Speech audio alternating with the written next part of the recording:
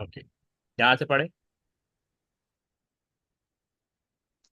Designing a network to meet a specific requirement involves several steps, including understanding the needs of the network, determining the type of devices to be used, and selecting appropriate network topics, topologies, and configuration. Here is an online design for a network that takes into account the location of the device.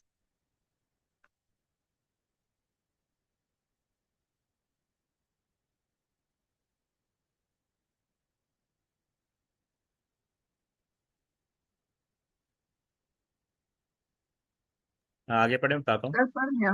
अच्छा आगे आगे पढ़े। पढ़ना है। हाँ, आगे। Identifying the network requirement. Determine the specific needs of the network, including the number of devices, the type of application to be used, and the expected network traffic.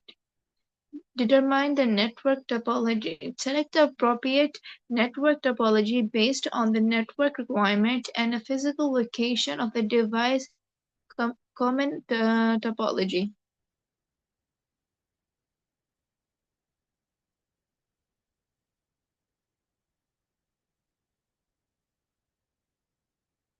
एक second में बताता हूँ।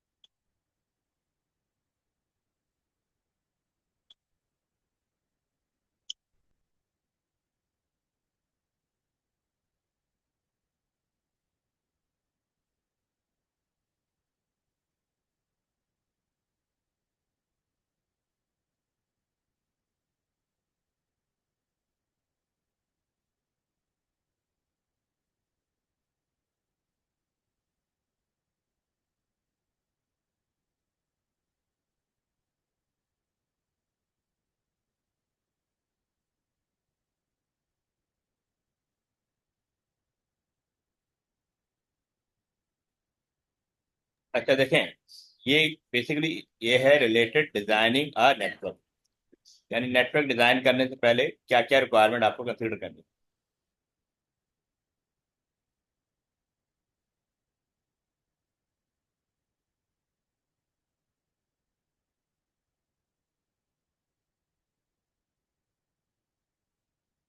अच्छा, तो अब जैसे डिफरेंट रिक्वायरमेंट को आपने मीट करना है, including understanding the need of the network. यानी नेटवर्क की क्या रिक्वायरमेंट है, आपको रिक्वायरमेंट है भी या नहीं। Determining the type of devices to be use. यानी आपको हब चाहिए, स्विच चाहिए, राउटर चाहिए, ब्रिज चाहिए। And selecting appropriate network topology. बस टोपोलॉजी स्टैब्लिश करनी है, स्टार टोपोलॉजी करनी है, या रिंग टोपोलॉजी, या हाइब्रिड। ठीक है। और उनकी configuration. Here is an outline design for a network that take into account the location of a device. ठीक है, यानी क्योंकि डिवाइसेस की लोकेशन होगी डिफरेंट डिवाइस, यानी डिफरेंट डिवाइसेस डिफरेंट लोकेशन पे होंगी, तो पूरा एक नेटवर्क बनेगा। Identify the network requirement. जैसे कह रहा है, determine the specific need of network. ठीक है, including the number of devices. ठीक है, कितनी डिवाइसेस चाहिए, कितने कंप्यूटर चाहिए, कितनी कनेक्टिंग डिवाइसेस चाहिए, the type of application to be use, and the expected network traffic. कितने यूजर इस नेटवर्क को यूज करेंगे, कितनी उनकी फ्रिक्वेंसी होगी, कितना डेटा वो सेंड करेंगे, रिसीव करेंगे। तो ये सारी चीजें आपके माइंड में होनी चाहिए, क्योंकि उसी हिसाब से नेटवर्क डिजाइन किया जाएगा। Determine the network topology. Select N appropriate network topology based on the network requirement and the physical location of the devices। ठीक है, वो कह रहे हैं डिटर्मिन दी नेटवर्क टोपोलॉजी। जैसे आपने बस टोपोलॉजी बनानी है या स्टार टोपोलॉजी बनानी है। ठीक है, तो उसके हिसाब से वर्किंग करनी है। कह रहा है कॉमन टोपोलॉजीज क्या क्या होती हैं। Like select networking devices, choose the appropriate networking devices based on the network topology and the location of the devices।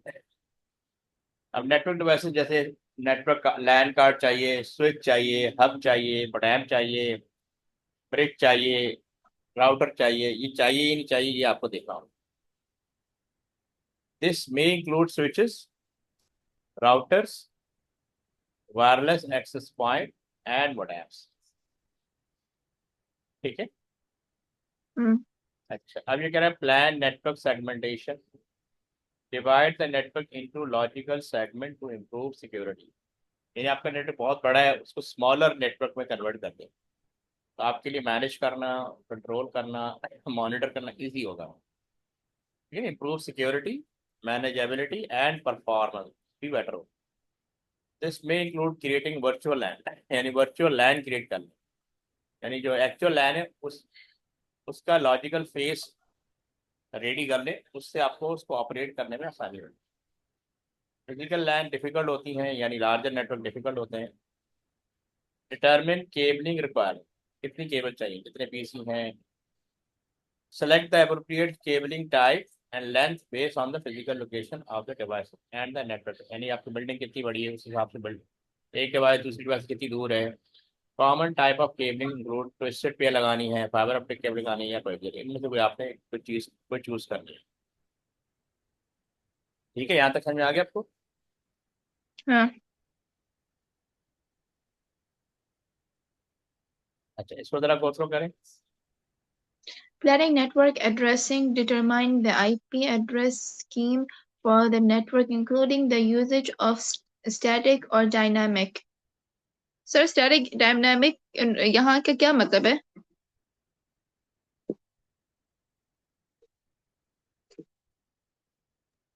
Static, Static and static, हाँ, dynamic. कह रहे हैं स्टैटिक कहते हैं फिक्स को, और डायनेमिक कहते हैं चेंज को। मतलब आपका जो नेटवर्क एड्रेसिंग है, कुछ एड्रेस फिक्स होते हैं और कुछ एड्रेस चेंज हो सकते हैं। जैसे आप लोग इंटरनेट से कनेक्ट होते हैं तो आपको डायनेमिक आईपी एड्रेस मिलता है, ठीक है, फिक्स नहीं मिलता। फिक्स उनको मिलता है जो इंटरनेट पे वेब सर्विस दे रहे हैं। ठीक है, आगे पढ़े। Determine security measures. Security plan. ये कह रहा है plan security measure, plan security measure for the network including firewall, intrusion detection and prevention system and access control. यानी आपका नेटवर्क हर तरह से सिक्योर होना चाहिए। लाइक फायरवॉल जो है ये इनकमिंग और आउटगोइंग जो भी ट्रैफिक है डेटा का, उसको मॉनिटर करेगा, कंट्रोल भी कर सकता है। इंट्रूजन कहते हैं, यानी जो बाहर से इंटर हो जबरदस्ती घर में या सिस्टम के अंदर, उसको कहते हैं इंट्रूजन। तो आपके सिस्टम में आपके नेटवर्क में ऐसा सिस्टम होना चाहिए जो इंट्रूजन डिडक्शन, किसी भी आउटसाइडर को डिटेक्ट कर सके कि जो नेटवर्क के अंदर इन हो रहा है, और उसको वहां स्टॉप भी कर सके। एंड प्रिवेंशन सिस्टम, वही वाली बात कि आप उसको प्रिवेंट भी कर सके। एंड तो आपको पता एक्सेस, कैसे चलेगा कि वो इंटर हो रहा है? मतलब वो सॉफ्टवेयर लगे होते हैं, डिफरेंट मेजर होते हैं, हाँ, सॉफ्टवेयर भी लेकिन होते हैं। और लेकिन कुछ तो एक्सेस, होगा ना कि जैसे आईडी रिकॉग्नाइज नहीं हो पा रहा है या ऐसे कुछ। हाँ मतलब ट्राई कर रहा है वो, आपको इंटर नेटवर्क के अंदर इंटर होने की ट्राई कर रहा है, ठीक है। अगर वो इंटर हो भी जाता है तो भी उसको मैनेज करना चाहिए। And preventing system and access control, यानी कंट्रोल, वो आपके सिस्टम को कंट्रोल ना कर सके। अच्छा, फिर है test and validate the network.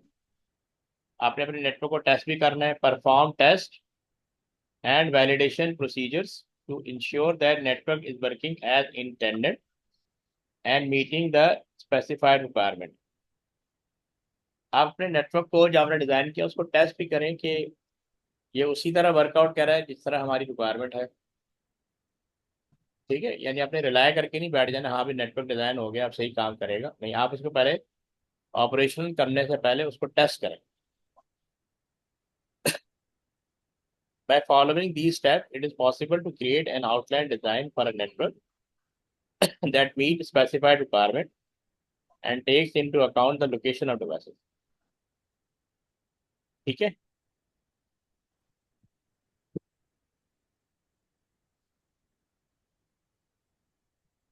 यहाँ तक क्लियर? हाँ सर। अब ये फर्दर रिक्वायरमेंट है, understanding the characteristics and function of IP addressing. अब आईपी एड्रेसिंग की ये डिफरेंट वो है, एक तो वर्जन का डिफरेंस आएगा, हम्म। स्टैटिक है या डायनेमिक है, और एक डीएचसीपी। ये 5 टर्म यूज होती हैं। इसके अलावा भी यहाँ पे मिसिंग है पब्लिक आईपी और प्राइवेट आईपी। बहरहाल अभी तो फिलहाल यहाँ पे दिए हैं। और मीडिया एक्सेस कंट्रोल, ये चीज़ अब डिस्कस होगी, ये पढ़े जरा। IP addressing. IP addressing is a method of identifying device connected to a network using a unique address. The IP address serves as a unique identifier for each device on the network, allowing it to communicate with each other. There are two main versions of IP address: IPv4 and IPv6.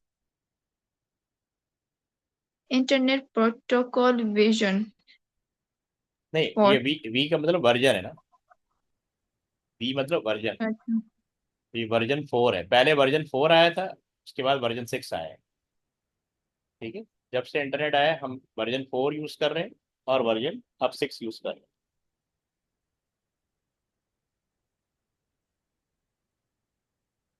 ठीक है, चलिए अब पढ़ेंगे। IP version 4 is the most widely used version of IP addressing. It uses 32 bits address, allowing for total of 4.3 billion unique address. IP version 4 address are represented in dotted decimal notation such as 192.168.1.1. The four number in the address repeating Oscar, which can change from 0 to 25.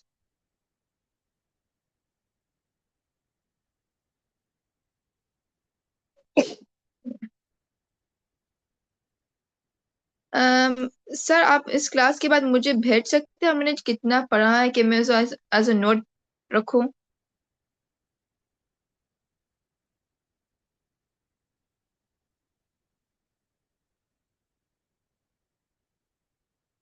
Sir.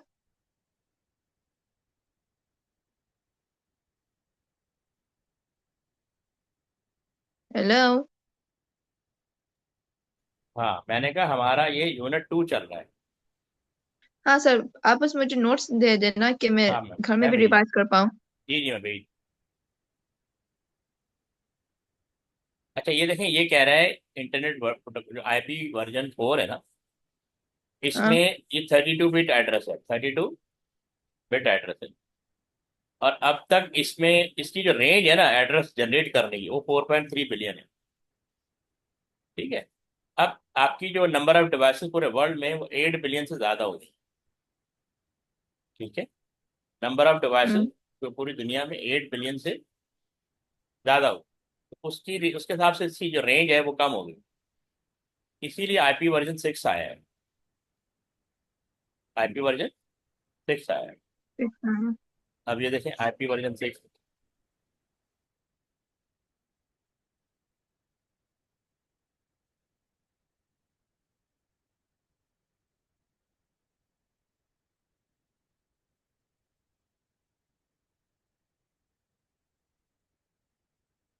Internet Protocol version 6, IP version 6. IP version 6 is the latest version of IP addressing. It's used in 1 to 8 bits addressing, allowing for a much longer number for unique addressing than IPv4. IPv6 addresses are represented in a hexadecimal negotiation such as year number. देखिए word IPv6 wait address. Wait wait, पहली बात कह रहा है कि IP version 6 is the latest version of IP addressing. ठीक है, ये आईपी वर्जन 4 का एक्सटेंडेड वर्जन है। ठीक है, जो आईपी वर्जन 4 था वो 32 बिट था, और ये कितने बिट है, 128 बिट है। तो अब ज़ाहिर है 32 बिट में कितने एड्रेस थे, 4.3 बिलियन। 128, आप समझे 32 का डबल 64 होता है, 64 का डबल 128 होता है। आप इससे आइडिया लगा लें कि ये इसमें कितने नंबर ऑफ एड्रेस स्टोर है। ठीक है, और ये हेक्साडेसिमल लिखा हुआ है, क्या लिखा हुआ है, हेक्साडेसिमल। और ये नोटेशन है। तो उन्होंने ये एक एड्रेस की वो दी रेंज, कितना बड़ा एड्रेस होता है। IP version 6 addresses are divided into 16 bit group. वो कितने बिट में था, 4 बिट में था। ये 16 बिट ग्रुप से सेपरेटेड बाय कॉलन। ठीक है, सेपरेटेड बाय कॉलन, वहाँ डॉट था, तो देखेंगे डॉट आ रहे हैं, ये कॉलन कॉलन से सेपरेट किया जा रहा है। तो 1 2 3 4 5 6 7 8। ठीक है, तो 8 ग्रुप बन रहे हैं इसके अंदर।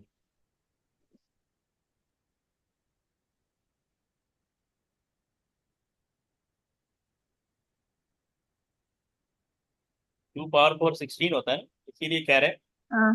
ये 16 बिट का होता है। वो 2 पावर 3 8 बिट का था। ठीक है, वहाँ पे 192 3 बिट्स, 192 3 बिट या 4 बिट आ रहा है ना, तो 16 बिट बन रहा है। अच्छा, आईपी एड्रेस आपका स्टैटिक भी होता है, डायनेमिक भी होता है। स्टैटिक भी होता है, और डायनेमिक भी होता है। स्टैटिक का मतलब होता है फिक्स। एक दफा आपको असाइन हो गया, ठीक है, तो बस आप उसी को यूज करते रहेंगे। एक दफा आपको असाइन हो गया, आप उसी को बस यूज यूज करते करते रहेंगे। रहेंगे। ठीक है, तो इसको कहते हैं स्टैटिक। नॉर्मली कौन लोग लेते हैं, जो वेब सर्वर बना के सर्विस देते हैं, वेब सर्वर। क्योंकि लोगों ने वेब सर्वर को एक्सेस करना होता है, इसीलिए वो अपना आईपी एड्रेस सेम रखते हैं, चेंज नहीं करते।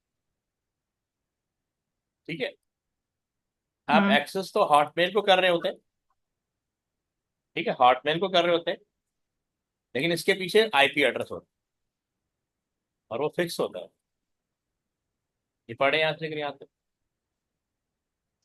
A static IP address is an IP address that is manually assigned to a drive and does not change unless it is manually configured. Static IP addresses are often used to serve printers and other network devices that need to have a constant IP address. हाँ, ये है static IP address is an IP address that manually assign. यानी अगर network के अंदर use करें तो हम ये मैनुअली असाइन करते हैं to a device and does not change unless it is manually reconfigured, जब तक कि आप दोबारा इसको रिकॉन्फ़िगर ना करें। तो नॉर्मली ये फिक्स ही रहता है। ठीक है, static IP address are often use for server. Server का मतलब वो कंप्यूटर है जो सर्विसेज दे रहा है, इसीलिए मैंने यहाँ लिखा है वेब सर्वर, या Hmm. प्रिंटर या other network device that need to have a consistent IP address.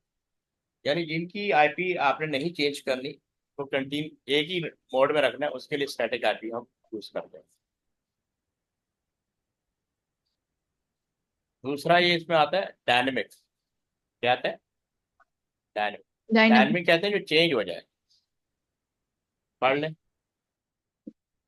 A dynamic IP is an IP address that is automatically assigned to a drive by DHCP server. Dynamic IP server addresses are often used for client devices such as computer and mobile devices such they could be easily assigned as needed.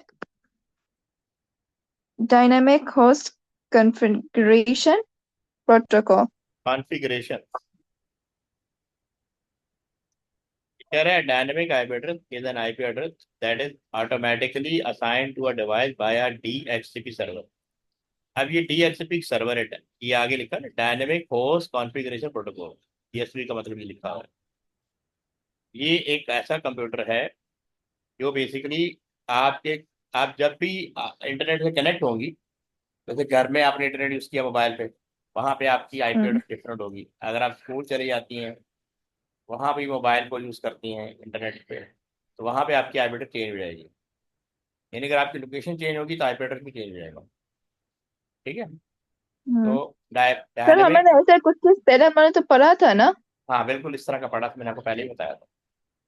Hmm. Dynamic IP address are often use for client devices, ठीक है, such as computer and mobile devices, as they can be easily reassigned as needed.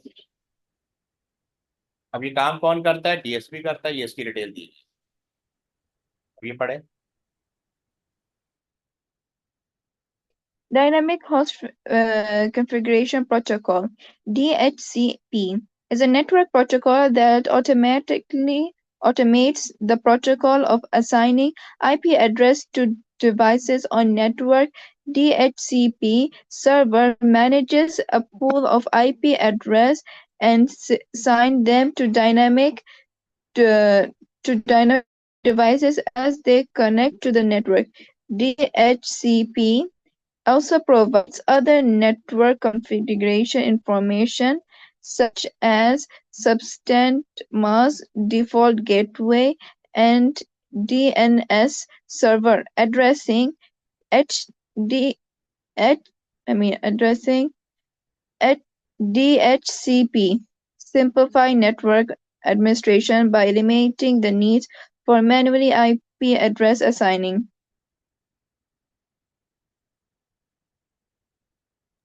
Okay, तो ये कह रहे हैं DHCP is the network protocol that automate the process of assigning IP addresses to devices on a network.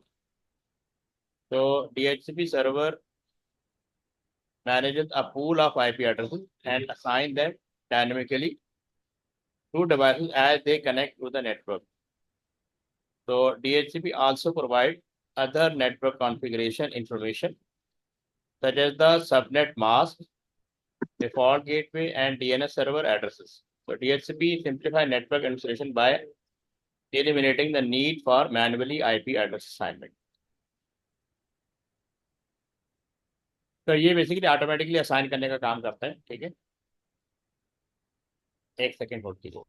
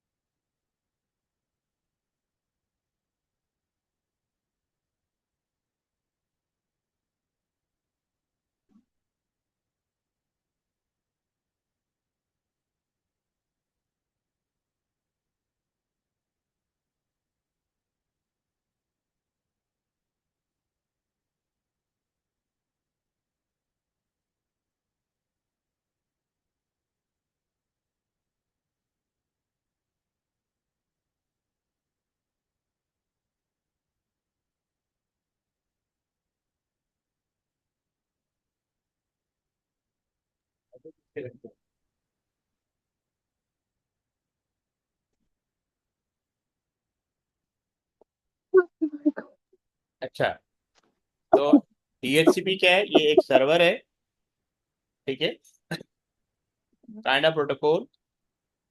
इसकी base पे हम server develop करते हैं, और वो सर्वर क्या करता है? आईपी एड्रेस साइन करता है टू द क्लाइंट। ठीक है, अब आ जाएंगे नेटवर्क सिक्योरिटी पे। अब ये नया टॉपिक है, understand the impact of network security issues on individual and organisation, threat and solution, open network. अब नेटवर्क सिक्योरिटी से रिलेटेड इशू है, वो डिस्कस करेंगे।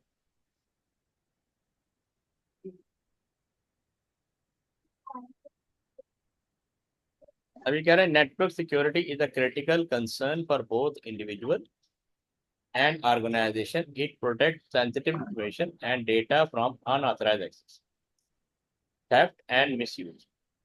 सिक्योरिटी हम इसीलिए करते हैं ताकि अनऑथराइज एक्सेस ना हो, थेफ्ट ना हो और मिसयूज ना हो. Network security issues can have a significant impact on both individual and organization. ठीक है, अब ये पढ़े थेफ्ट, याद रहेगा यहाँ पे.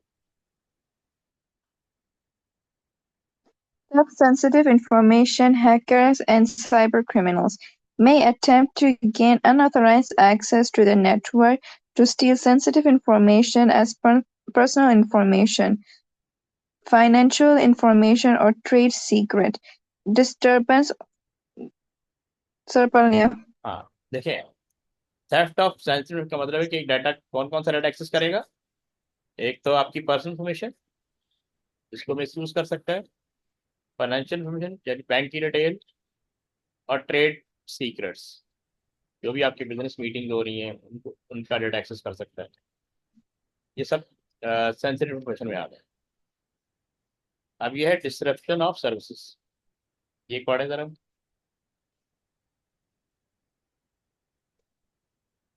Description of services. Now, an attack can cause a network to become unavailable or slow down, distributing assets, server, and causing significant financial loss. Disruption of service का मतलब है कि आपका जो भी सिस्टम चल रहा है, जो भी आपका कारोबार है या जो वर्किंग है, इंटरनल सिस्टम है या कोई वेबसाइट है, तो नेटवर्क अटैक क्या करेगा, can cause a network to become unavailable. यानी आपका नेटवर्क दूसरों के लिए अनअवेलेबल हो जाएगा, आपकी सर्विसेज दूसरों के लिए अनअवेलेबल हो जाएगी या उसको स्लो डाउन कर देगा. डिसरप्टिंग, ये डिसरप्ट है, ठीक है, डिसरप्टिंग एसेंशियल सर्विसेज, यानी जितनी भी एसेंशियल सर्विस उनको डिस्टर्ब कर देगा. And causing significant financial loss, इससे आपको बिजनेस में काफी अच्छा खासा लॉस होगा. ठीक है. Mm. अब ये देखें मालवेयर इन्फेक्शन.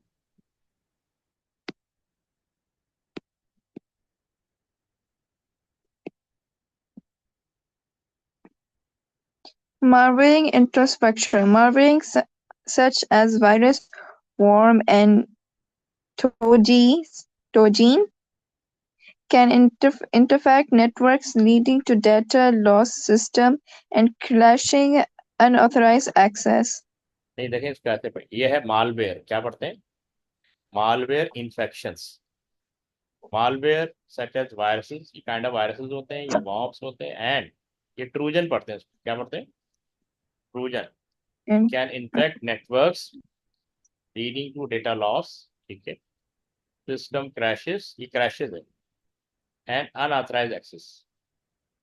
तो यानी इसकी वजह से, इनफैक्ट मालवेयर इन्फेक्शन की वजह से आपका डेटा लॉस हो सकता है, सिस्टम क्रैश कर सकता है और अनऑथराइज एक्सेस भी हो सकता है.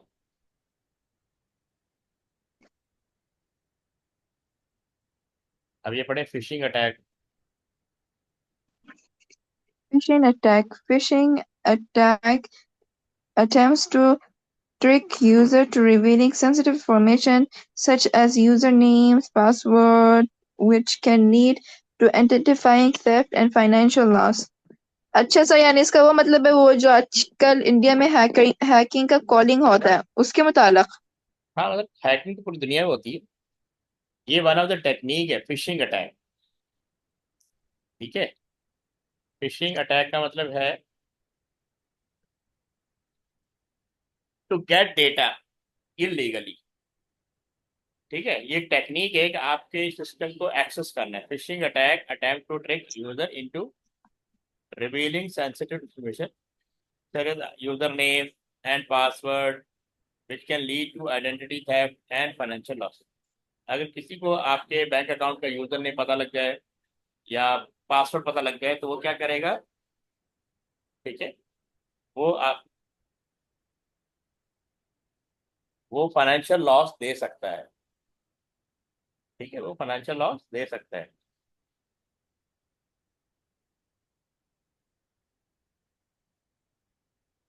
ठीक है. हम्म.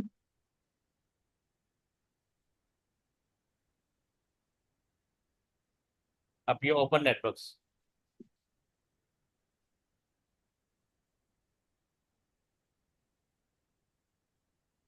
Open networks such as public Wi-Fi network can be variable to attack encompasses the to security users device and data. हाँ ओपन नेटवर्क कह रहा है कि open network such as public wifi network can be vulnerable to attacks and compromise the security of user devices and data. ऐसे network जो open हो, जैसे public wifi होता है, ये बहुत ज़्यादा सेंसिटिव होते हैं, वुलनरेबल यानी इजीली अटैक हो सकते हैं इन पे, and compromise the security of user devices data. तो ओपन पब्लिक प्लेसेस पे अगर आप वाईफाई यूज करते हैं तो आपके मोबाइल का डेटा कोई भी कैप्चर कर सकता है। ऐसा होता है ना मॉल्स के अंदर, Hmm. इसकी बात कर रहा हूँ। अब ये पढ़े solution to network.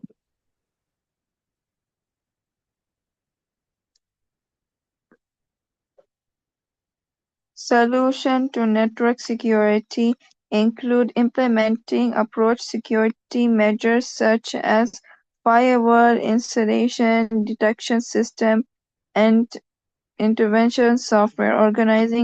Organizations should also provide training to employees on a safe com- comporting packets and enforcing strong password policies. For individuals, it is essential to secure password, avoiding operating suspicious email and attachment to keep their device and software data with the latest security purchase.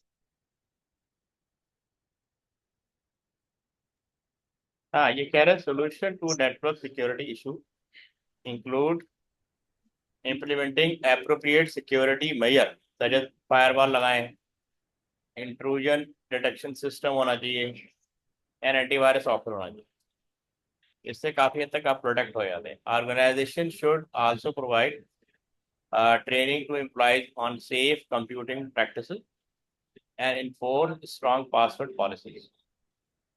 For individual, it is essential to use secure password.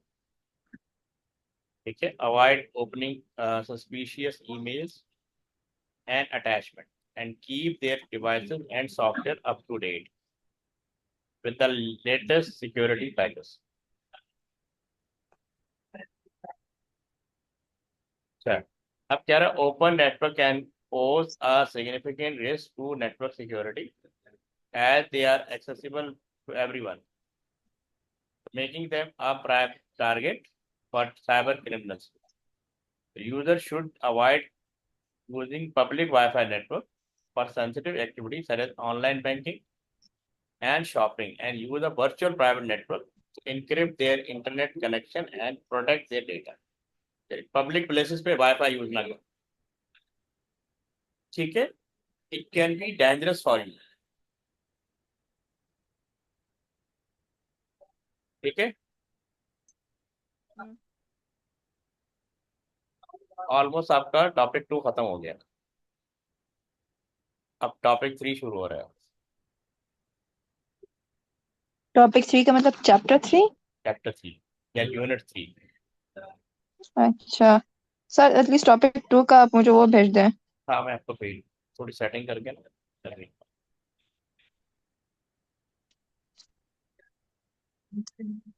इसमें देख लें कि कौन कौन से common topic दिए हुए।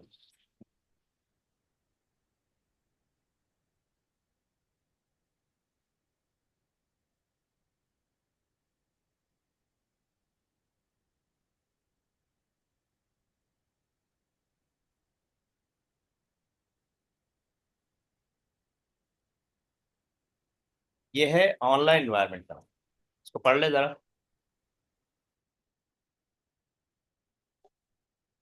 Online environment. The internet and the World Wide Web are fundamental parts of our digital activities. The rise of cloud storage and cloud computing requires more online activity, such as more moving people work online, anticipation online, and community that issues potential risk used to overconsider. Use to be considered.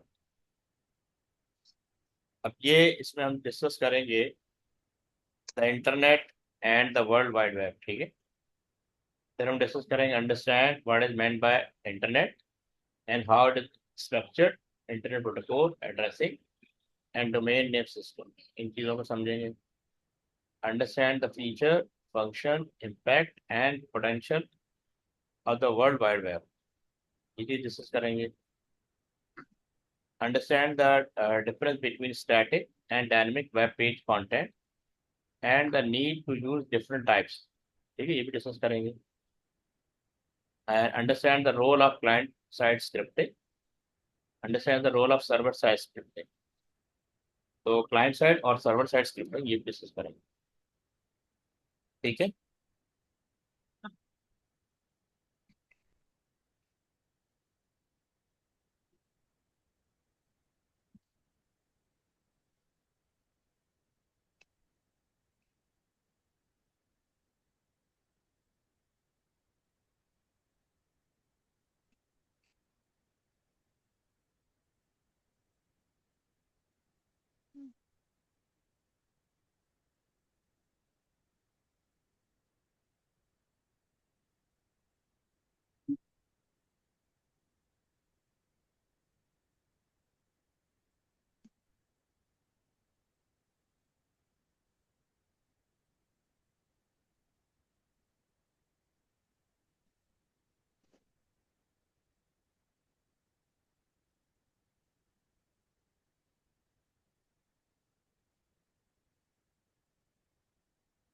सबसे पहले understand what is meant by internet and how it is structured, addressing and domain name system.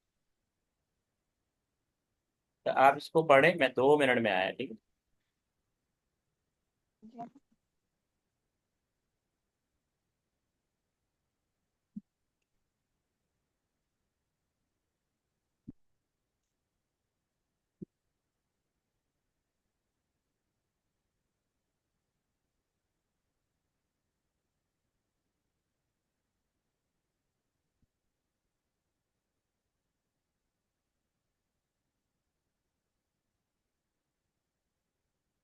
Internet is a global network of internet connections.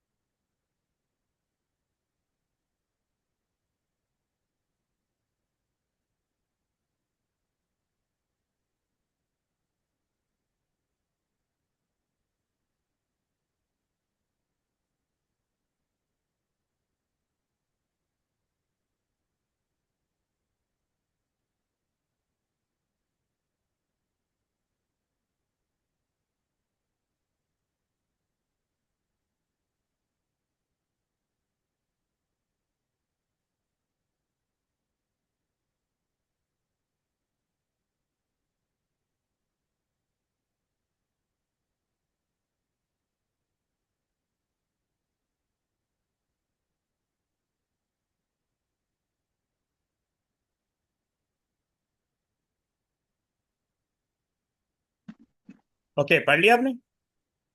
हाँ sir. तो क्या समझ में आया? Sir कुछ ज्यादा नहीं समझ आया, वो आईपी का बस इतना समझ आया कि वो एड्रेस करता है फंडामेंटल इश्यूज और आइडेंटिफाइंग पर्सनल का, बस। अच्छा देखो, पहले इसने बताया हुआ है internet is a global network of interconnected हाँ। कंप्यूटर। ठीक है, पहले उसने इंटरनेट को डिफाइन किया हुआ है। ठीक है, that allow people and devices to communicate and share information across the world. जैसे हम कनेक्ट हैं इंटरनेट के थ्रू, ठीक है, और कम्युनिकेट कर हम्म। रहे हैं। ओके, हाँ। फिर कह रहा है it is vast network of networks. ये बहुत सारे नेटवर्क एक नेटवर्क है which enable user to access a wide range of services and resources including email, website, social media and online application। तो ये सब क्या है? इंटरनेट की डेफिनेशन। ये क्या है? इंटरनेट की डेफिनेशन। और इंटरनेट। आईपी, हम अभी पीछे हमने आईपी पढ़ लिया था, ये दोबारा आईपी यहाँ एक्सप्लेन कर रहा है। क्योंकि इंटरनेट चलता है किस पे? आईपी की बेस पे चलता है। किसकी बेस पे चलेगा? आईपी की बेस आईपी पे के चलेगा। बेस पर। हाँ, ठीक है। इंटरनेट, अब कह रहा है internet IP addressing is a fundamental aspect of internet. यानी इसका फंडामेंटल फैक्टर है। It is a system use to identify and communicate with devices on a network. इसके थ्रू हम डिवाइसेस को आइडेंटिफाई करते हैं और कम्युनिकेट करते हैं। Every device connected to the internet is assigned a unique IP address which is used to route data between devices. So IP addresses can be either IP version 4 or IP version 6, and they consist of a series of number separated by dots। तो IP version 4 की बात कर रहे हैं, जब हमने पीछे भी डिस्कस किया था। ठीक है, हम्म। ओके। उसके बाद ये डोमेन नेम की बात कर रहे हैं, ये भी हम पहले पढ़ चुके हैं। द डोमेन नेम सिस्टम, जिसमें लिखते हैं ना वेबसाइट का नाम, is another critical aspect of internet structure. ये इंटरनेट के अंदर डोमेन नेम का भी होना जरूरी है। ये डिफरेंट एलिमेंट है जो इंटरनेट का स्ट्रक्चर बनाते हैं। DNS is a hierarchical naming system that translate human readable domain name such as, ये वेबसाइट का नाम है, इनटू आईपी एड्रेस। ठीक है, तो DNS server maintain a database of domain name and their corresponding IP addresses which allow hmm. devices to find the resources they need on the internet। Her device दूसरी device को identify करेगी domain name से, उसके पीछे IP address होता है। यानी mainly वो आईपी एड्रेस ढूंढ रही होती है। अब कह रहे हैं internet is structured in a decentralise manner. ठीक है, ये सेंट्रलाइज नहीं होता, डिसेंट्रलाइज होता है। So with no central control और अथॉरिटी। कोई ऐसी अथॉरिटी नहीं है जो इंटरनेट को कंट्रोल कर रही है, ये सब डिसेंट्रलाइज है। Instead it is made up of vast number of interconnected networks end devices, each of which communicate using standardized protocols and technologies। These protocols include TCP/IP, HTTP, and SMTP, among others, which enable the transmission and exchange of information between devices on the network। ठीक है, हम्म। काफी है आज के लिए। हाँ। मैं इसको याद रखिएगा, हमने यहाँ तक पढ़ लिया है। ठीक है, और कल इंशाल्लाह प्रैक्टिकल करेंगे। मैंने आपको एक वीडियो भेजी थी लर्निंग के लिए। प्रैक्टिकल की ना? हाँ, वो देखी आपने? हाँ सर, देखिए। मतलब उसको परफॉर्म किया आपने? नहीं सर, परफॉर्म नहीं कर पाए। परफॉर्म साथ साथ करें बेसिकली नहीं। दिमाग से निकल गया। अच्छा, दिमाग से निकल गया। तो आप इसको दोबारा देखें वीडियो। जैसे जैसे वीडियो में वो जो टीचर है बता रहे हैं, बता रही है, उसको आपने उसी तरह परफॉर्म करना है, ताकि आपका एचटीएमएल थोड़ा हम्म। स्ट्रांग हो जाए। ठीक है, ये मैंने ट्यूटोरियल आपको ठीक है। भेजा है, इस ट्यूटोरियल से आपका एचटीएमएल थोड़ा स्ट्रांग हो जाएगा। आपको करना होगा। ठीक, हाँ। ठीक है, जो हम कर रहे हैं वो काफी नहीं है, आपको और भी स्ट्रगल की जरूरत है। जी। इसलिए मैंने आपको वीडियो भेजी है, ताकि आप उसको देखें और फर्दर बेटर परफॉर्म करें। ठीक है, ठीक है,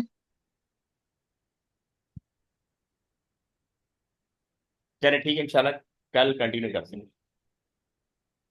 इंशाल्लाह। अल्लाह हाफिज। अल्लाह हाफ़िज़।